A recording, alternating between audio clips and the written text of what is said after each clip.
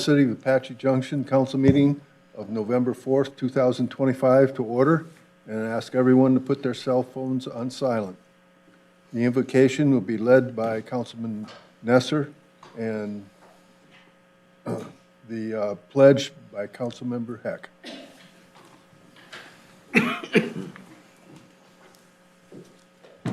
Heavenly Father, we humbly seek your guidance as we discuss the agenda tonight.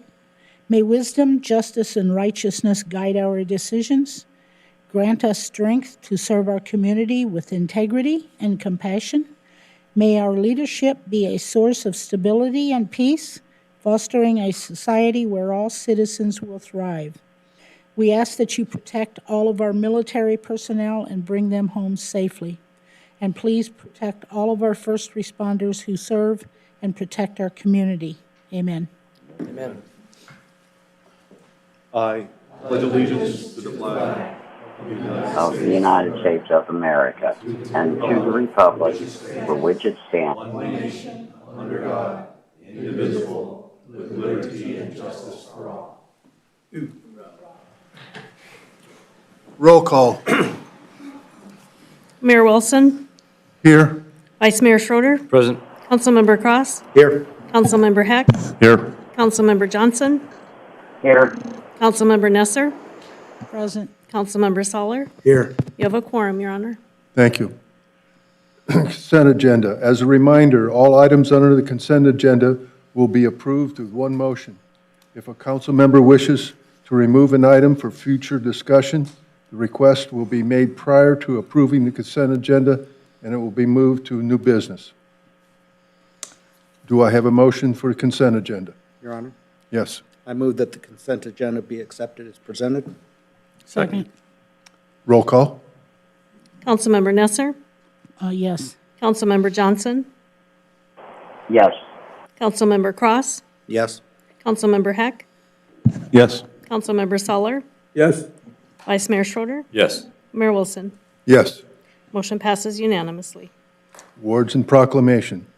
Our presenter for the First Thing First presentation is unable to attend tonight's meeting due to interstate travel issues.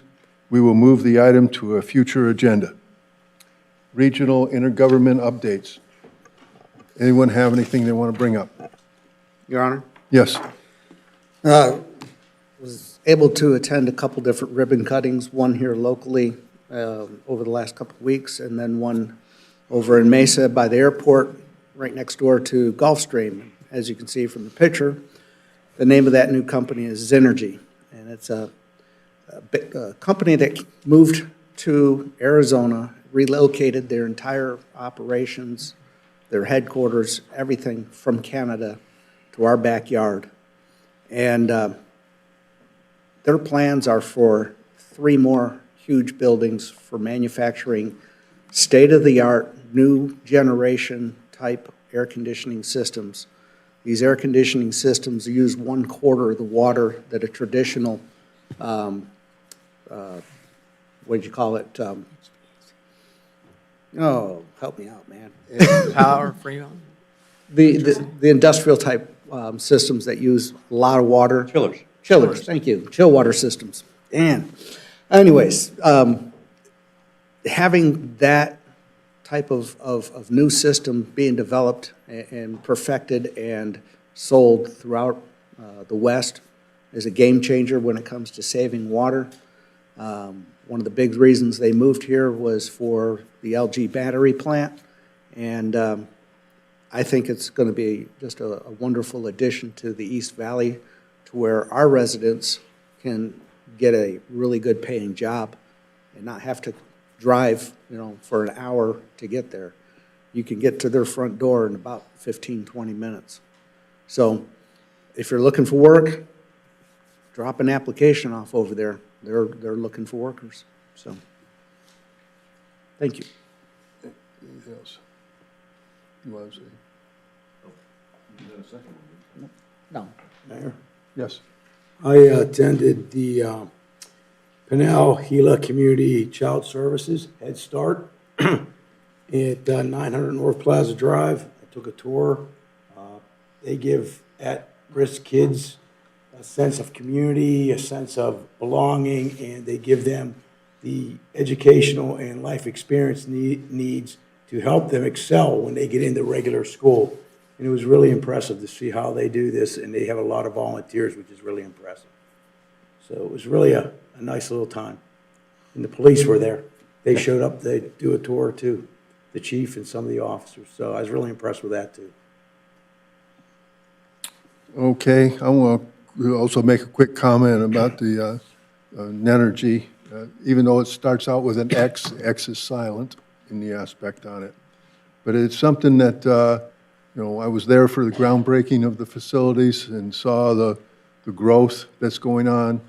And overall, once they complete, starting up the system right now where they are, they're looking at hiring approximately another about 100 people that they're going to need.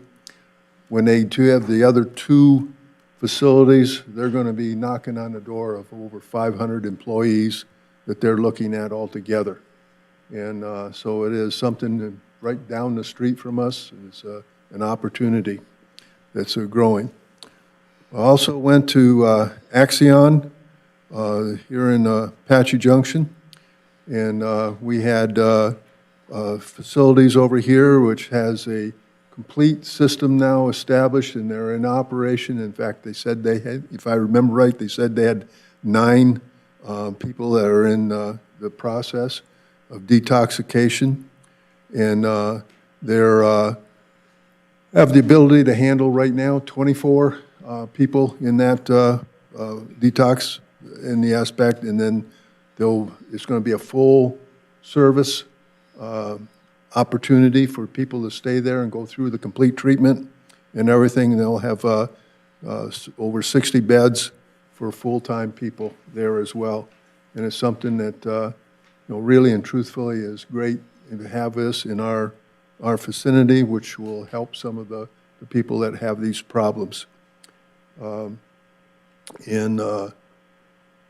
you want to make a comment concerning this individual here? This particular individual here? Yeah. The one prior to that.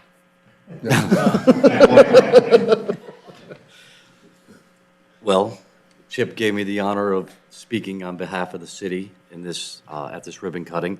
And I have to say, it was very, very impressive. They had great tour of the facility.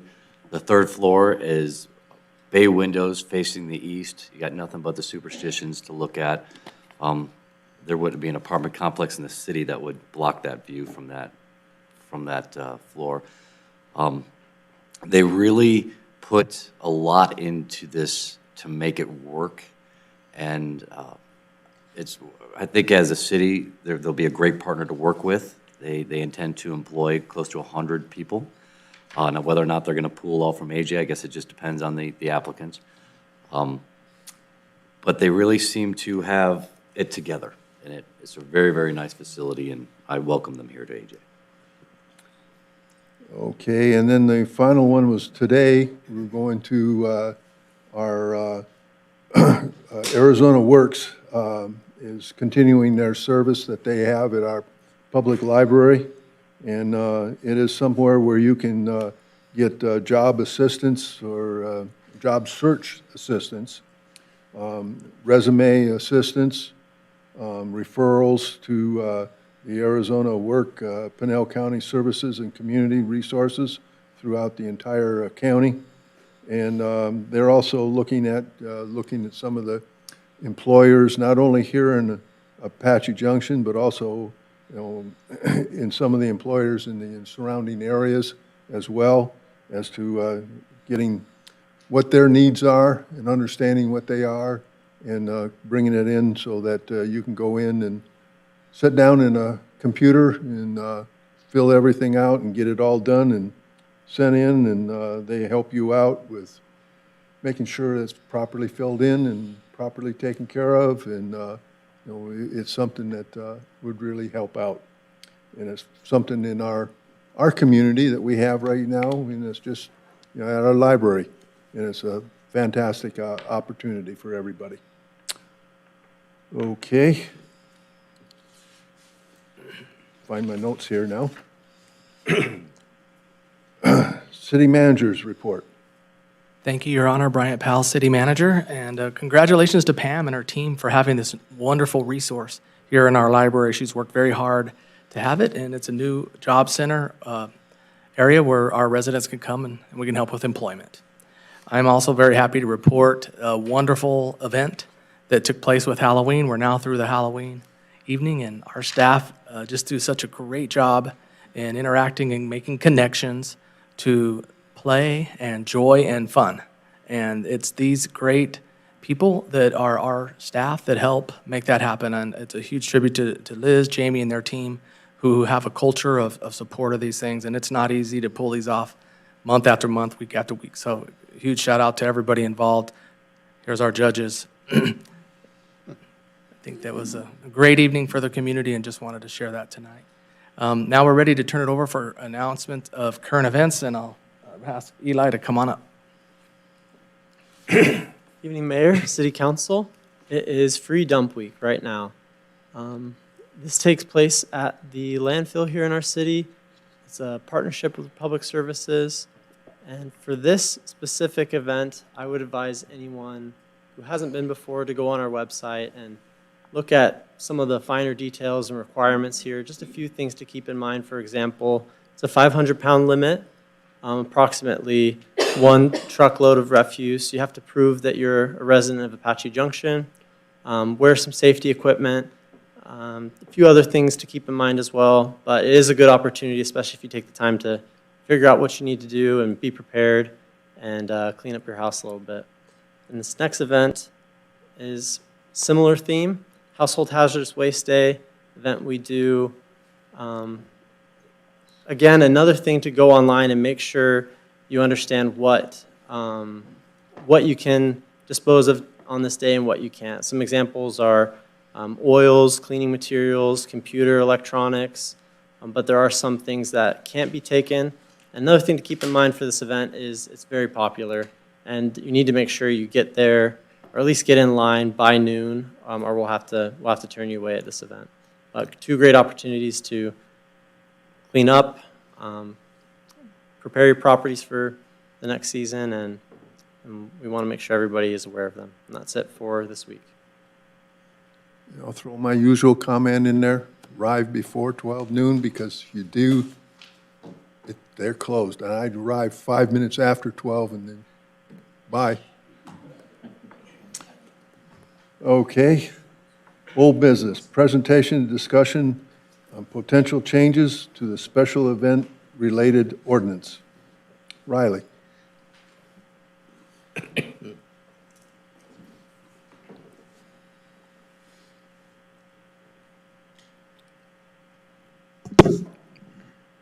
Good evening, Mayor and Council. Riley King, Management Analyst for Parks and Recreation. So back in May, we came and got direction to staff from you guys to research other cities and review and bring back suggested changes to our special event ordinance. So as we discussed before, the current special event code lives under our city clerk's department and is heavily related to business licensing, and it really doesn't encompass all aspects of our special events. So there is also not a way that we can make people adhere to our process in the current code.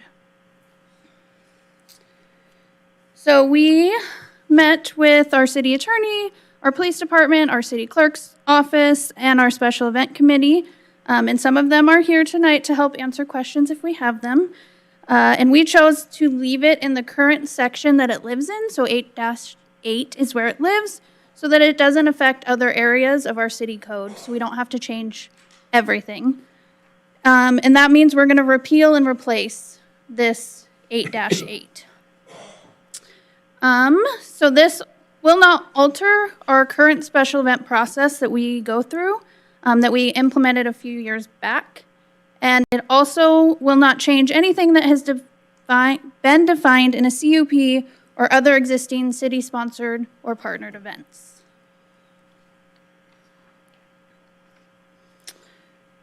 So in this special event ordinance, I put out the key differences for you. So currently it focuses, as I said, on the business licensing And the new ordinance will address multiple event aspects, so safety, security, cleanup, etc.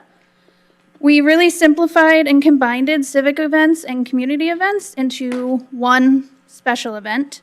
This will help vendors, event promoters, and city staff. It further clarifies our original event definitions and exemptions. We are not going to add or change fees. It will eliminate some fees. Our old code really focused on business licensing, so there is language in this that states that there can be other fees for equipment, parks, police, etc., but those fees are not dictated in these codes. They're dictated in our own codes. So our Parks and Rec fees live in Parks and Recreation. And then it also gives specifics for requirements of event permits and reinforces consequences for not getting a permit.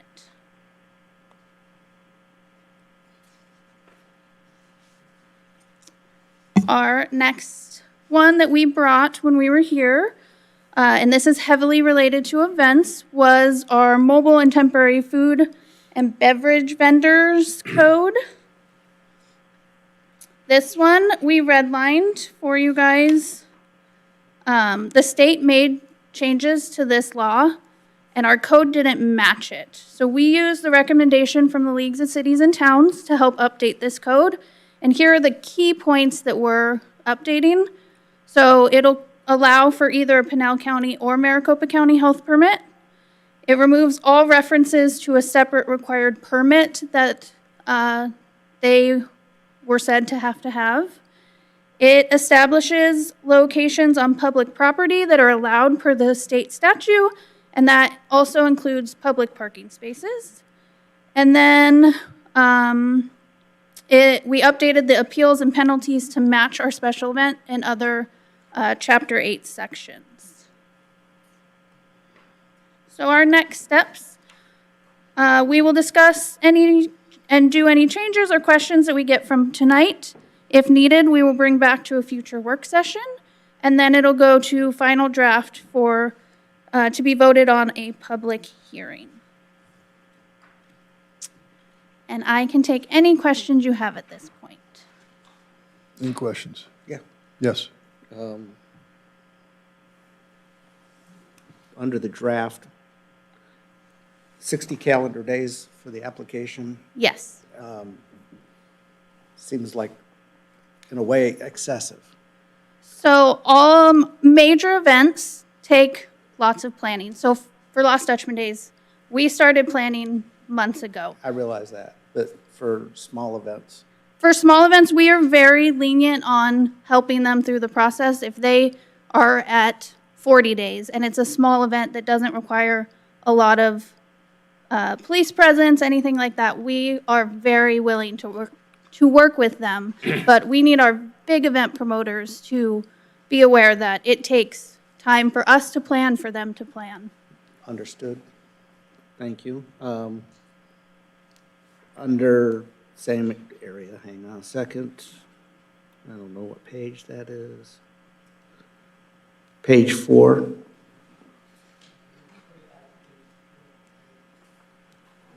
For nonprofit organizations, there's no fee, but what if they're doing a raffle out of their booth? Like a lot of the different nonprofits will set up a little raffle, especially like at Lost Dutchman Days.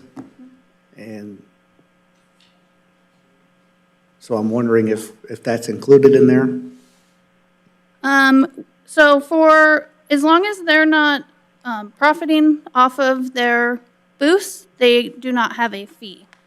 With this also, the event promoter will pay $50 and it covers all of their vendors who are there. So technically those nonprofits are covered under that $50 to be there to have a license. The only thing that would change is if they're profiting off of that, they would have to get a TPT. If it's a donation, then it's not considered profit. Yeah, okay.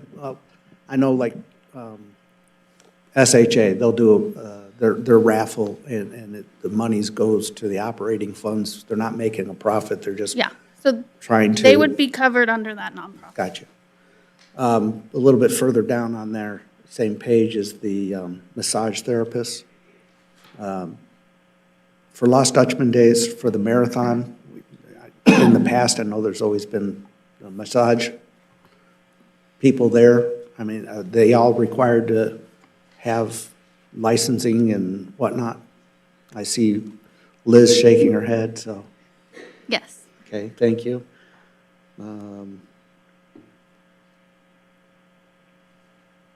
So, let's see, this one's under hobby and craft vendors, required to complete the vendor application and obtain TPT. I know the East Valley Backcountry does their Family Fun Day. Yes. They also tend to, they have numerous times done like a garage sale, tack and stuff type sale. Would each person that has a table set up selling their own garage sale tack be required to get a TPT? So again, as long as for a hobbyist, our definition is if they make under $3,000 throughout the whole year, they don't have to get their TPT. So if they're making under that, they would fall under the license of the $50 that the event promoter got, and then they wouldn't have to get a TPT. Now, if they're selling stuff and making over $3,000, they're no longer a hobbyist, Yeah. and they would need to get a TPT. Most of them are just like Yeah. me, we, oh, gotta have that piece of horse tack, and you use it one or two times, and it didn't quite work, and so you want to unload it. And that event's a great time to get rid of the stuff that you don't use and turn right around and buy a bunch of crap you don't need. It just, that's how it works. I think that's it for now. Thank you. You're welcome. Yes. Hi, Riley. So question, Yes. situational question. So you have somebody who wants to have a family reunion Yes. at Flatiron Park, Yes. maybe 20, 25 people. Not really going to affect flow of traffic or anything. They don't need to get a permit on that. They do not. They are using the park for what it's made for. They're not impacting traffic. They're not having, even if they were going to bring a food truck, as long as that food truck is licensed, they're following park rules, there's nothing more than their permit And they if they get brought from their us. own food and/or alcohol, again, they. As long as they had the permit from us for their alcohol from Parks and Recreation, there's nothing more they Oh, would they have would to have to do. get the permit for. So even- all of our parks do require you to have Require a that. permit if you have Okay. alcohol at them. Okay. All right. Thank you. You're welcome. Yes. Riley, Article 8-10 Yes. on 8, let me find it again. 8-10-4, parking. On the food truck one? Yeah, Okay. I'm sorry. Nope, that's okay. I kind of jumped ahead. I have a question about C, 8-10-4C. Okay. No mobile food vendor shall operate with the serving window facing street traffic. You can't set up a food truck at any park where you're not probably facing street traffic. What does that mean exactly? So we got, What was again, the purpose? we got the language from Leagues of Cities and Towns on this one. This is something they had in there, and we thought, so if you're at Flatiron Park and you're on the sidewalk, you're obviously not going to be, people have a line into traffic. You might be facing traffic, but you don't have, the line isn't going to ever get to traffic. When me and Liz discussed this, we were thinking it's more of if you're really close to the street, we don't want you facing traffic. We really want you to face in, so your line isn't affecting Okay. traffic. I saw that and I just thought that was like, what does that mean exactly? No biggie. Okay, thank you. You're welcome. Mayor, Yes. I think you did a good job on this. I like how you condensed it and made it a lot more user-friendly for everybody. And I appreciate that, because that's going to help everybody in the long run. Thank you. We really tried hard to make it as easy as possible for everybody. And you need that in there, because if they park on the street and they open the window up towards, on a side street, you're going to get people getting hit with cars, and that's not good. So I agree with that. Thank you.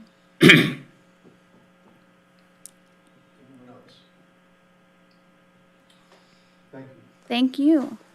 Can we just verify if we're going to come back for work session, process-wise? Mayor and council, what you're thinking? Go to that last slide. Are we at a point where we can, So I didn't hear any major changes that was Okay. requested. So I think next steps, Riley, would be to bring it back with the actual code changes and prepare for a public hearing. Thank you. okay. Okay.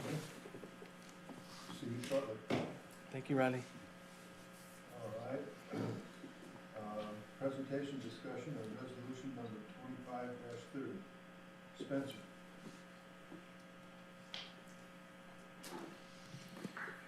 Good evening, Mayor and Council. My name is Spencer Sarger. I'm the Administrative Services Manager in the Public Works Department. And tonight I'm here for presentation and discussion on an intergovernmental agreement with Pinal County for commercial driver license testing. So just a little bit of background, some of the employees in the Public Works Department, it's required that they have a CDL. And with that requirement, we have an employee in the Public Works Department who is certified to give theory training for the CDL. And with that theory training, we need an outside party or a third party to give the actual test after the theory training has been completed. So we are working with Pinal County to do that testing there. And so we're looking to have an IGA with Pinal County for $500 to do a CDL test with them. And some of the past challenges that we've had if we didn't have an IGA is trying to find a third party to do this testing with, trying to go all the way to Phoenix or different locations, and the pricing can change quite a bit. And so this is a nice way that we can have this IGA with Pinal County to do our CDL testing. And with this intergovernmental agreement, it works well for us because we're able to plan for the cost of the CDL testing. And in this IGA, it is not exclusive for Pinal County. We are able to go to other third-party testers if we'd like, if we're able to find someone cheaper or another available option. And we can terminate this IGA at any time for any reason. And it currently has a 1-year automatic renewal. And so with that, staff recommends that we enter in an IGA with Pinal County to do our commercial driver license testing services, and we plan to come back to council in 2 weeks on the consent agenda. Are there any questions? Sure. The 500, is that for one time, one CDL, or is that for the entire year, multiple people being tested? So that's per person, yeah. So the $500 is per employee. Approximately how many employees do we need to send through that? So approximately, probably in the ballpark between 5 and 10. So it's typically our entry-level employees who have just come in, and they need to get a CDL within their first year of employment. And so depending on how many entry-level employees we have. Spencer, a quick question on that 1-year auto renewal. So they don't have to, the driver doesn't have to take a test again every year. It's automatically renews? Is that- Correct. So the 1-year renewal is about the IGA and not the CDL. So the CDL, you just have to pass the test one time and you have your CDL. The automatic renewal is for the IGA for that okay, $500. okay. So that way it's that price until either us or Pinal County decides to Got it, terminate okay. that So IGA. do we ever require getting a motor vehicle record for these people with the CDLs? Do we require that at all? You know? A motor vehicle record. Like a driving record, like, there's a lot of places where they require like a 39-month motor vehicle record just to make sure there's nothing in that. So for certain jobs, they got to come with this, they either got to be a CDL, right? Yeah. I don't know if is that the question you're I'm not asking, sure I council know member? what you're asking. Yeah, my only concern is, I've Traffic history is what he's asking about. Do Oh, they have traffic a valid history. driver's license? Gotcha. Have they been suspended for DUI or anything else? They do go to the MVD to get their permit there first, and then we do the theory training, and then they get tested. So I know that is looked at. And I'm only asking because I heard some of the horror stories now about Yeah. what's happening Right. with CDL drivers and not, and there are a lot of reasons, but some of them just flat out aren't equipped to operate a large vehicle. I mean, it should be a requirement. Mr. Mayor, Have a good record. I believe, oops, It's working. when they are hired, they do some checks. I think Shane might be able to address that. But I believe they do background checks to make sure they don't have the felonies, especially for drivers, especially for big trucks. So that's all done before they're even given the opportunity to do the CDL test with the county. Is that correct? That is correct, Joel. So it is checked. I've had incidences too where we have somebody with a CDL and they do get in trouble, like a DUI, and we find out very fast and it gets reported. And then also there's mandatory drug testing, periodic drug testing as well with CDL holders as well over time. Thank you. I just wanted to mention on the fiscal impact that Councilmember Cross was talking about, the potential is somewhere between $30,000 and $35,000 savings by this action in coordination with, working with Pinal County. Correct. No other questions? Thank you. Thank you. President Hayes, discussion in case P 25-100-AM. Nick.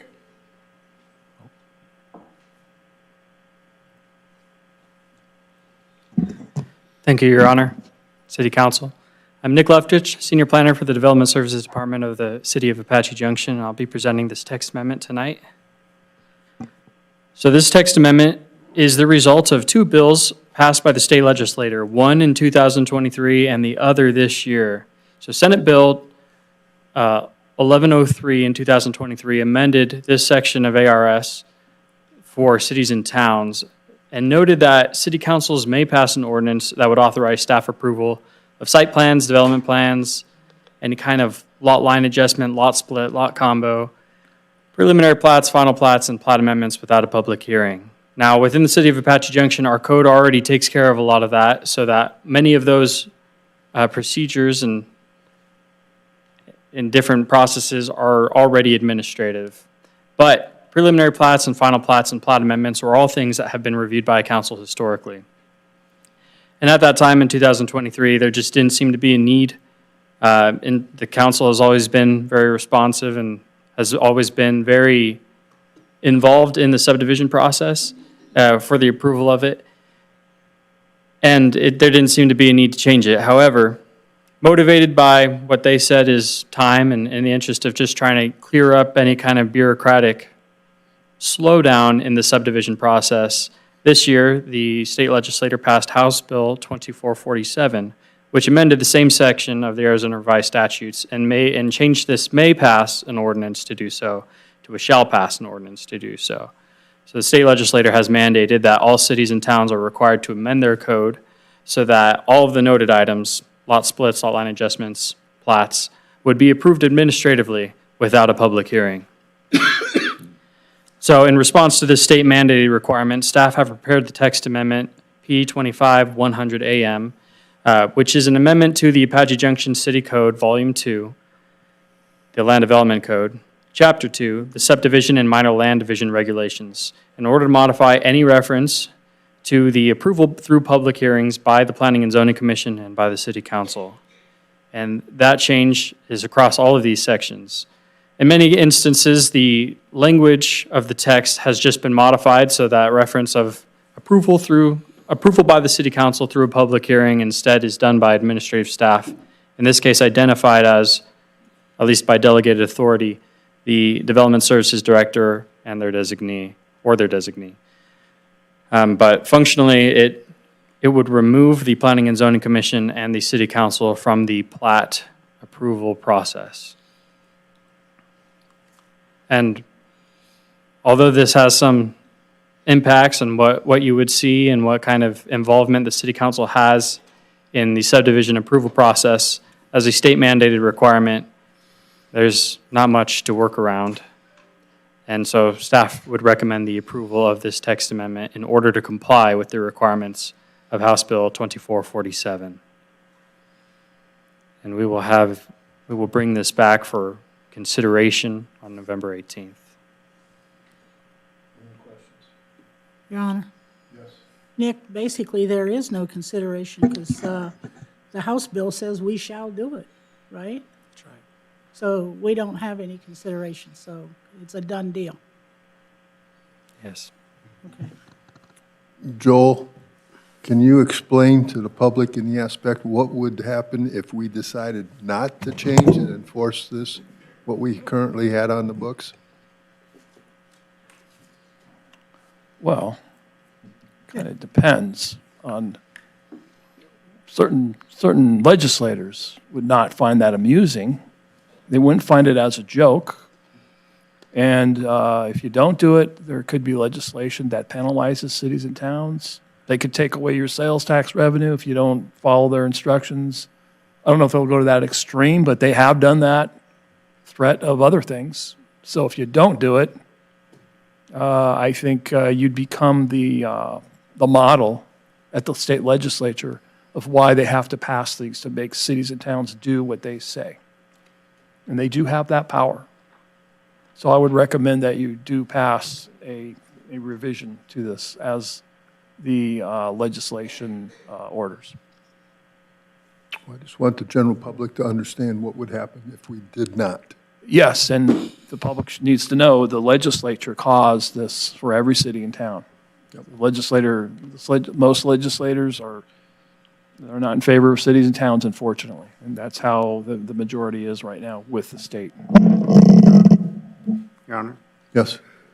Nick, on the actual House bill, item 5, allow applicants with a history of compliance with building codes and regulations to be eligible for expedited permit review.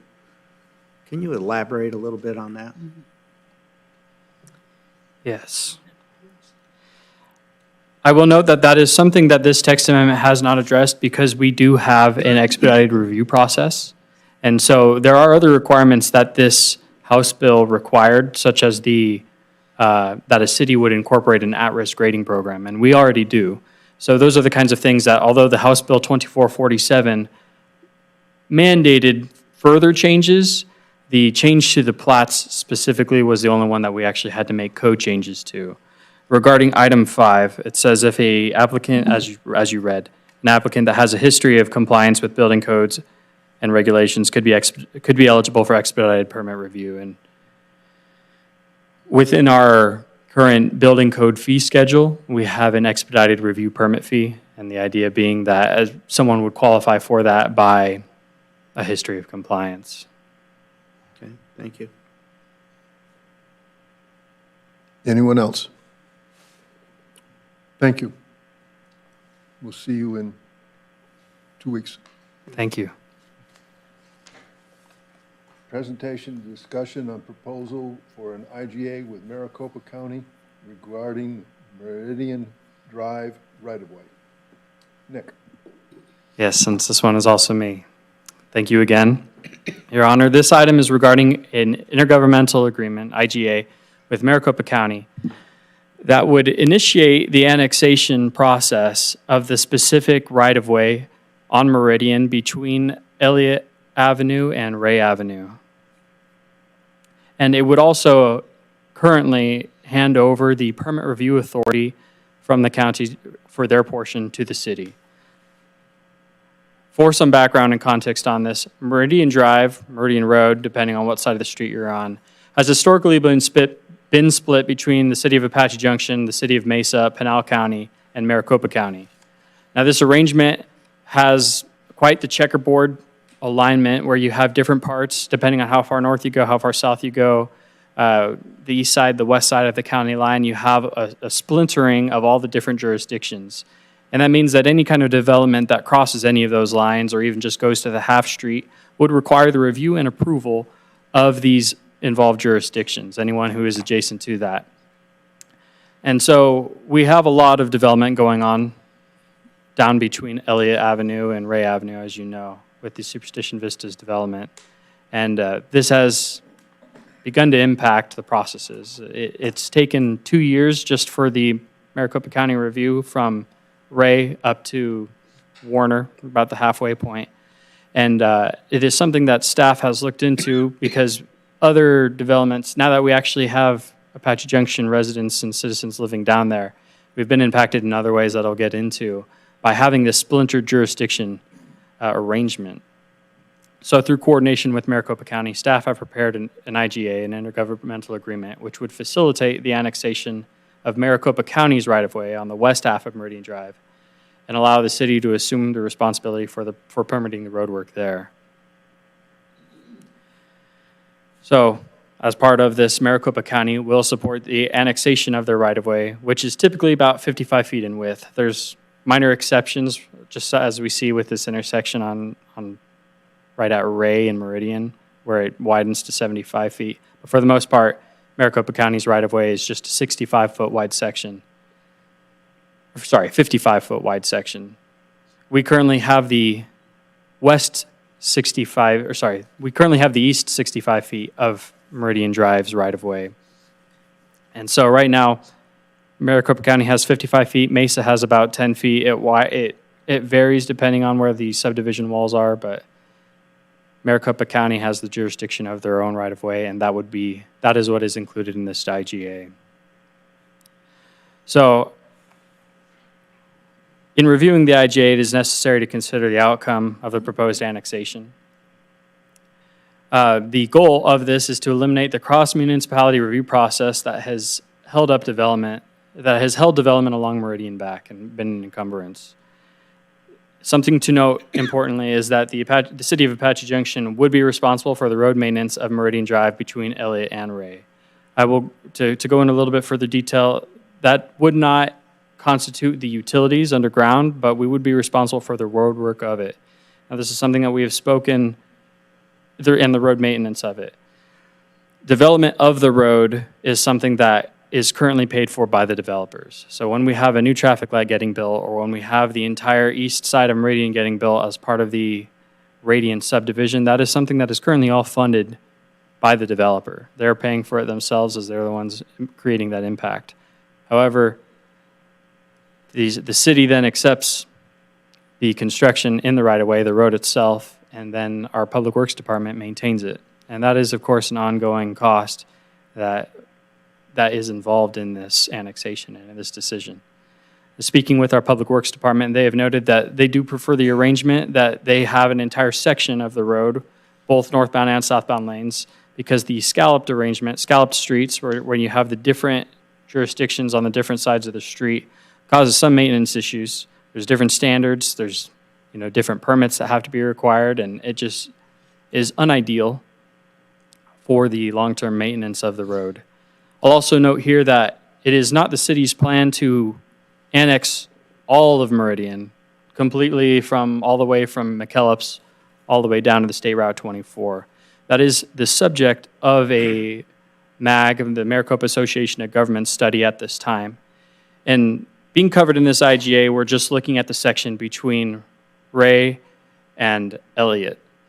And we hope that in the future, out of cooperation with the cities, out of these other arrangements that we are trying to conduct, is that other cities would have the obligation and responsibility for other sections of Meridian. So right now we are occupied with this section that is directly impacting the Superstition Vistas segment. But there are arrangements like this between, for example, Mesa and Gilbert as they split baseline. There's a little bit of a switch back and forth between which segment of baseline Mesa manages with their street lights and with police enforcement and with management, and segments that Gilbert then does the same for. That arrangement is preferred to one city having an eastbound lane and one city having a westbound lane, or in our case, northbound, southbound, because that split arrangement causes some issues regarding things like law enforcement, where you have different laws on different sides of the streets. And the maintenance itself and permits and how that all impacts development and the review timeline. So, and as I mentioned with enforcement, when we annex, if we annex Meridian Drive, the City of Apache Junction Police Department would become responsible for the patrol and enforcement of Meridian Drive. And that was something that has been noted as we've talked with our city attorney, that right now that area isn't necessarily strongly patrolled or enforced because of the complications that the split jurisdiction causes, where someone going northbound and someone going southbound are subject to technically different laws and statutes by different cities. And it just is a logistical issue that hasn't been addressed at this time. Just historically, there hadn't been development on our side until just now, until these past few years. So there hasn't been an intergovernmental agreement addressing these matters before. And this is something that we hope that through the annexation is the cleanest way to process and address these issues, whether it's road maintenance, whether it's law enforcement, and so forth. So if we do not annex Meridian Drive, a lot of the issues that I've noted will essentially just persist. As noted, the construction reviews continue to be routed through Maricopa County, City of Mesa, and our own review teams. And we've had, it takes a couple years as we're going through just simple permits for different parts, bridges, things that are being built over the canal. And there's a lot of redundancy that the goal is to eliminate.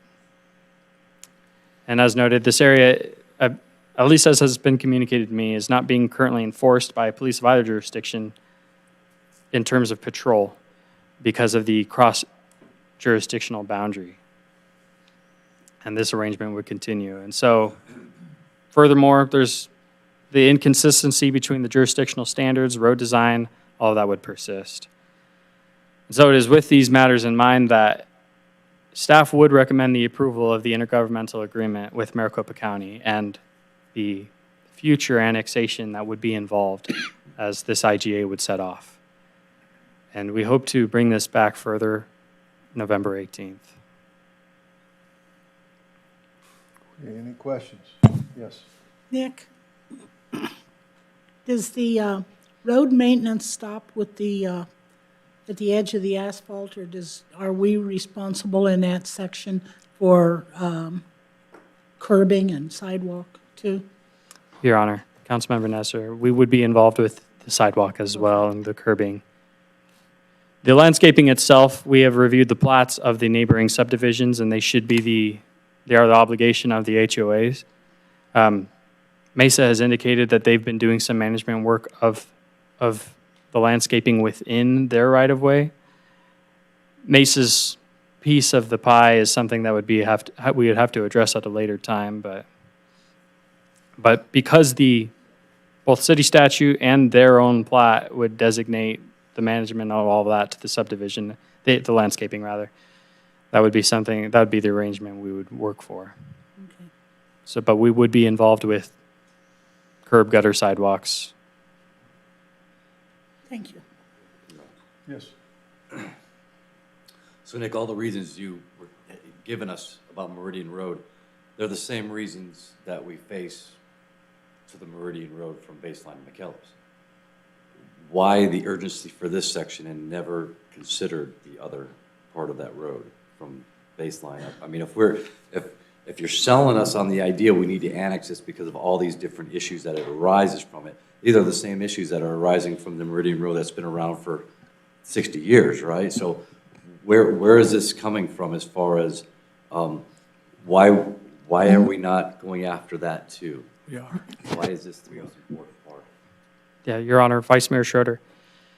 I will say that is the topic of MAG's current study with Meridian. In this specific case, the opportunity presented itself where, because of all the development going on and because of the clean ownership with Maricopa County owning an entire 65-foot corridor, stimulated by all of the development and the reviews going on, they presented this as an option in order for them to kind of excuse themselves from the review process.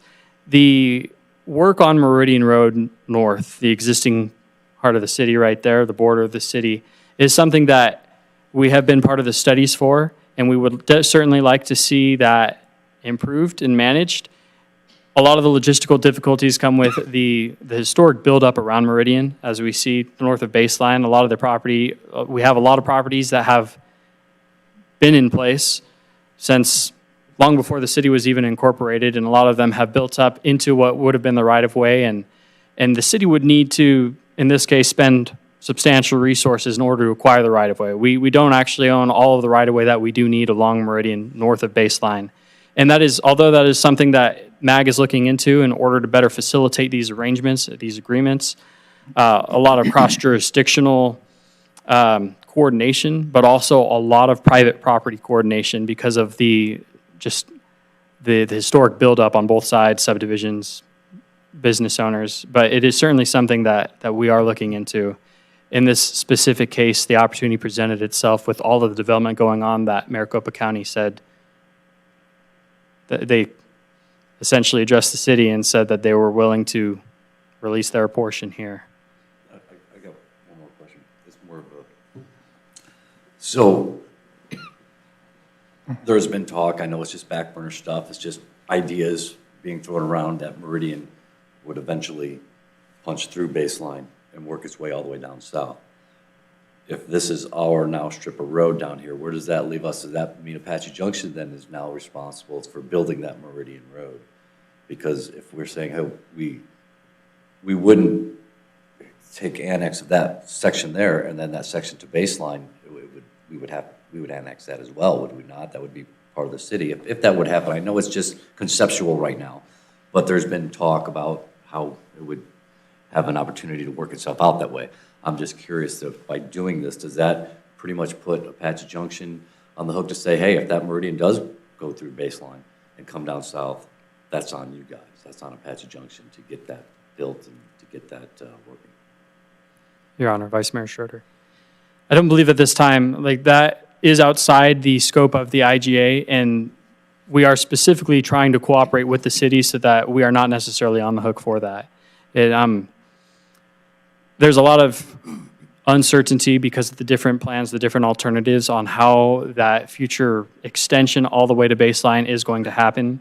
And it's currently being coordinated by MAG. As for who's on the hook, who's paying, we're not trying to accept any of that burden at this time, but If we annex this section of Meridian Road, logic would dictate if it goes up to Baseline Road, that would be Apache Junction. That is not the negotiations that's going on with MAG. No, Right. it's not, but, Right.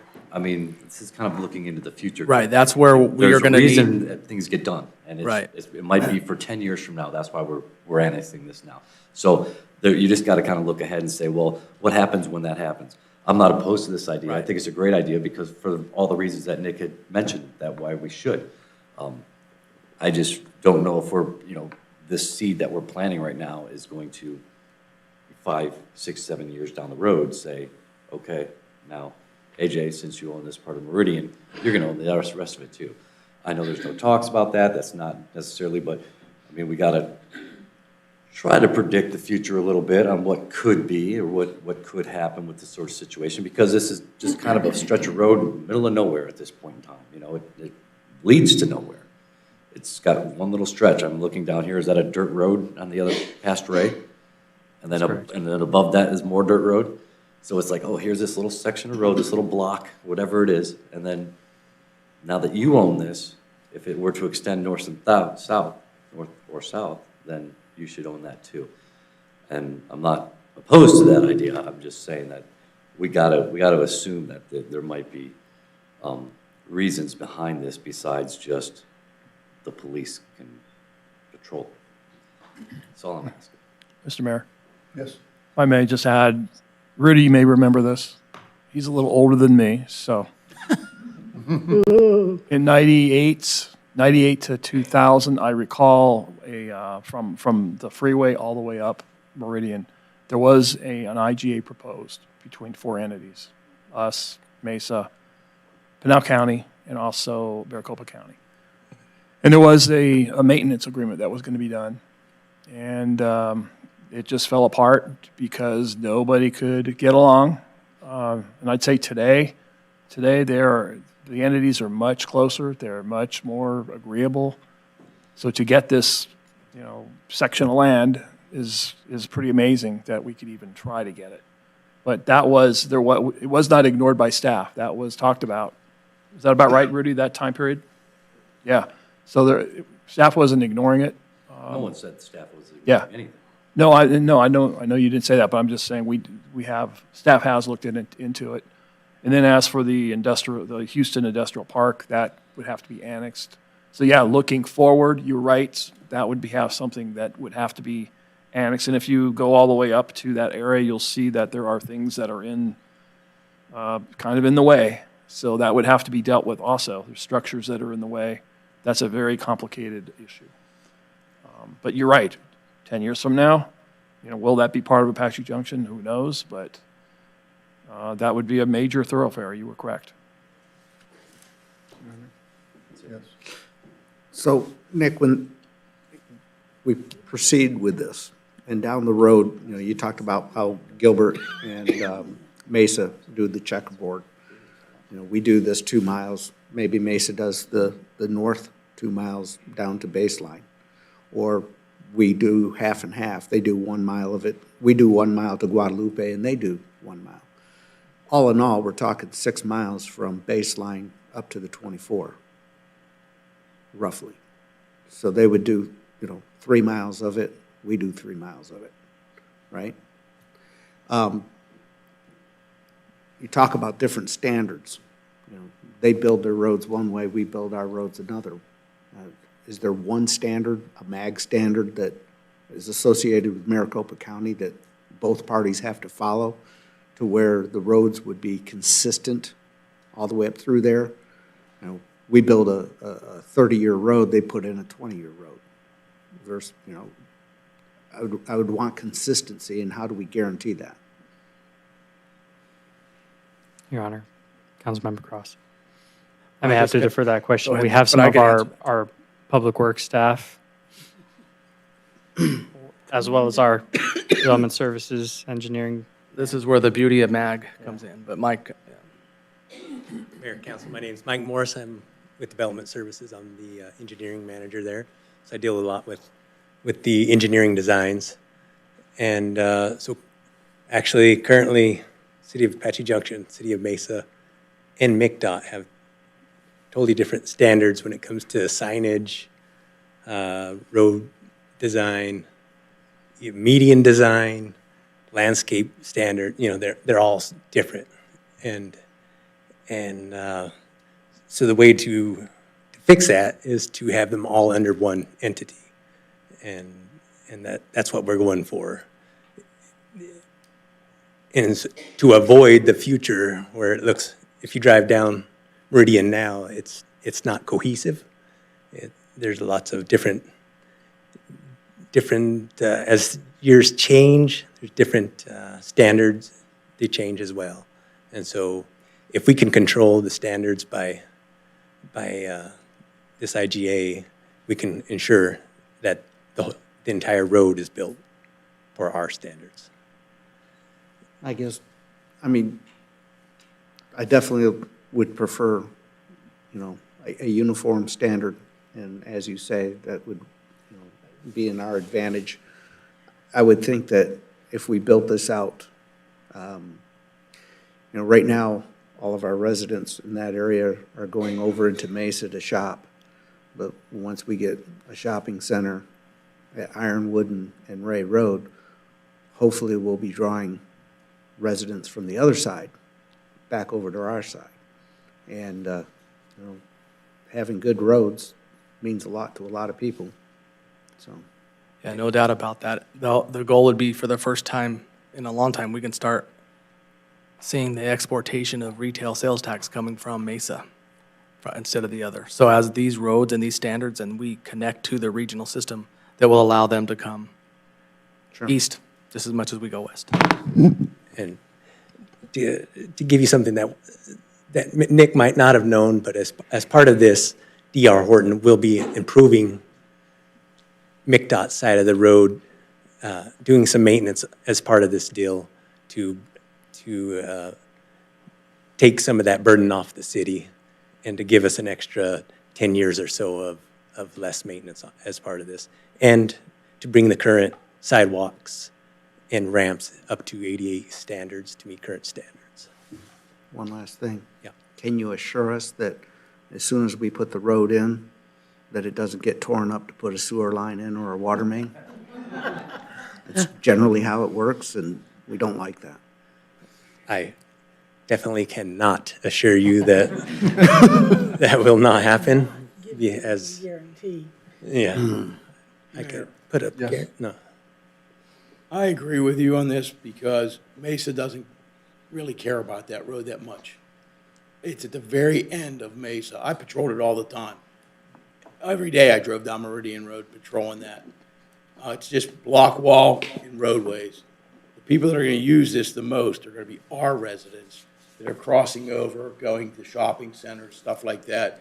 And again, once we build out and build stuff down there like we want to do for the Radiance and Blossom Rock, the traffic will go the other way, hopefully.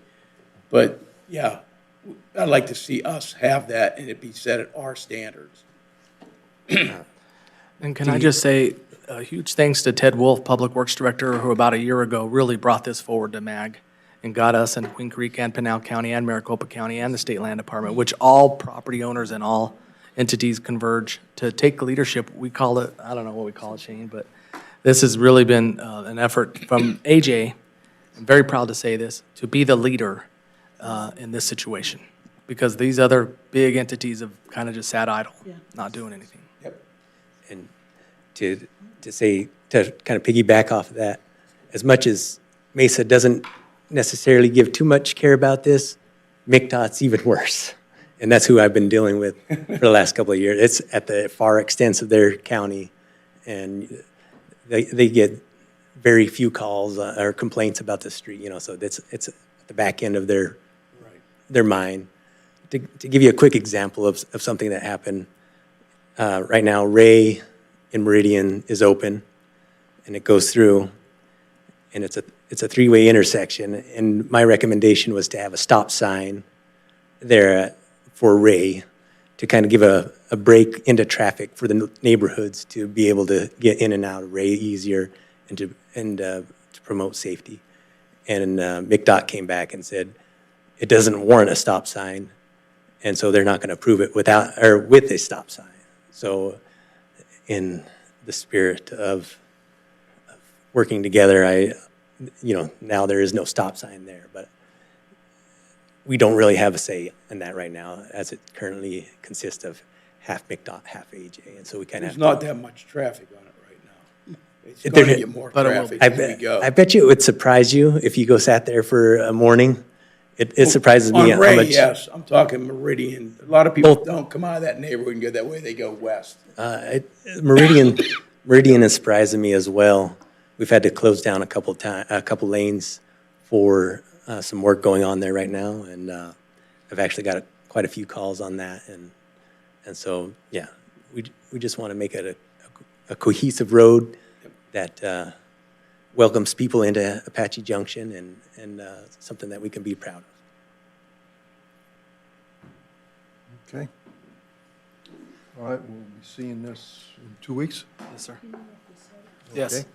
Thank you. Nick, when you get done, come see me. Yes. Got a spelling. All right.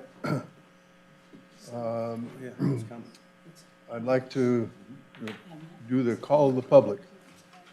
And I don't have any sheets. Do we have any sheets? Nope, we don't have any. Okay. Meeting Good. So, thank you. Yeah. And so I will now adjourn this meeting. Thank you. They would end